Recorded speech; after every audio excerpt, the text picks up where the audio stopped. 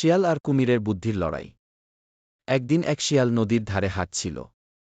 নদীর ওপারের জঙ্গলে প্রচুর খাবার ছিল, কিন্তু নদীতে অনেক কুমির থাকায় সে যেতে পারছিল না। তখন শিয়ালের মাথায় এক চালাকি খেলে গেল। সে নদীর ধারে দাঁড়িয়ে চিৎকার করে বলল, হে কুমির মশাইরা! রাজা সিংহ আপনাদের সবাইকে রাজভোজে ডাকিয়েছেন। রাজা জানতে চেয়েছেন, আপনাদের সংখ্যা কত? এক কুমির উঠে এসে বলল, আমাদের সংখ্যা তো অনেক, কিন্তু আমরা গুনব কিভাবে? শিয়াল হেসে বলল, তোমরা সবাই এক সারিতে নদীর ওপার পর্যন্ত দাঁড়িয়ে থাকো, আমি তোমাদের গুনে দেবগু। কুমিররা একে একে সারিবদ্ধ হয়ে নদীর ওপার পর্যন্ত লাইন করল।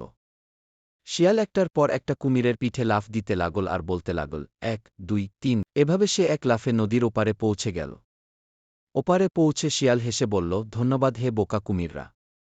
এবার আমি জঙ্গলে গিয়ে মজা করে খাব। কুমিররা তখন বুঝল যে শিয়াল তাদের ধোঁকা দিয়েছে, কিন্তু তখন আর কিছুই করার ছিল না। শিক্ষা: বুদ্ধি থাকলে কঠিন সমস্যারও সমাধান করা যায়।